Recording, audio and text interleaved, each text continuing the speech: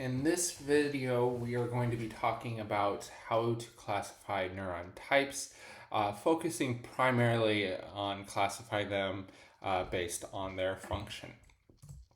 So how we classify neurons can be done by a variety of different ways. So the shape of the neuron is sometimes used. So an example would be the pyramidal cell shown here. Sometimes we classify them based on their discoverer, such as the Purkinje cell that we see in this diagram. You can also classify the neurons based on the body location. Olfactory cells or olfactory neurons, for example, would be found in the olfactory or smell system. You can classify them based on their number of the processes. So most are going to be multipolar, but you can have bipolar or unipolar, where you only have a single process coming off from the cell body, or one process. Usually there are multiple dendrites coming off, and the axon then is just a single one coming off. In addition to that, you can classify them based on the type of neurotransmitter they secrete: dopaminergic, noradrenergic, serotonin, acetylcholine. Those are all different neurotransmitters that can be released by them.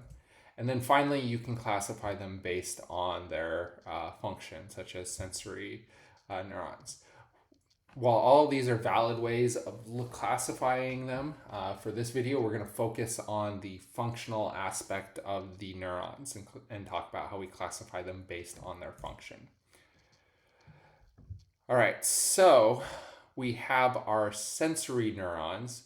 These are going to be the neurons that are responsible for sensing and bringing input back into the central nervous system.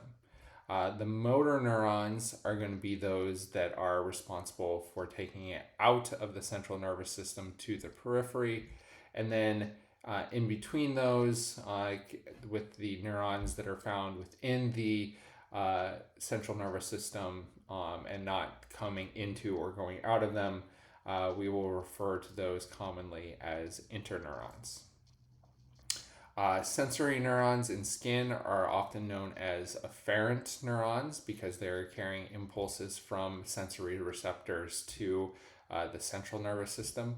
Most of these are going to be unipolar, since they are communicating signals directly from a receptor, or and sometimes directly from what they're sensing into the system, into the central nervous system ultimately. They don't need multiple dendritic connections, and so you only have that single axon coming out from it, and thus why they're classified as unipolar.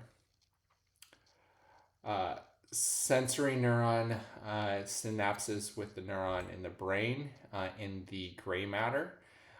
The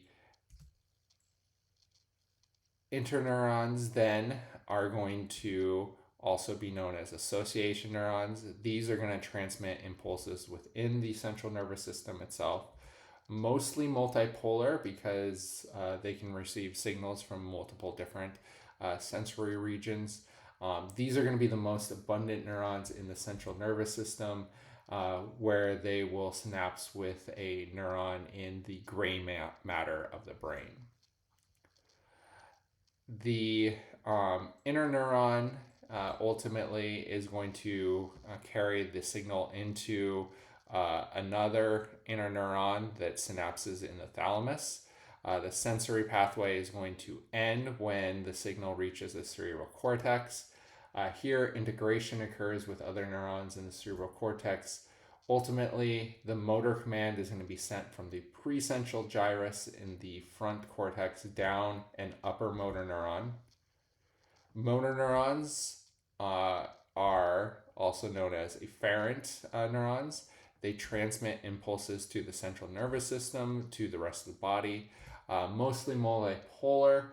we can see that the motor command is going to be sent from the precentral gyrus in the frontal cortex down an upper motor neuron, where it will synapse with a lower motor neuron in the gray matter of the spinal cord before the signal from the lower motor neuron reaches an effector.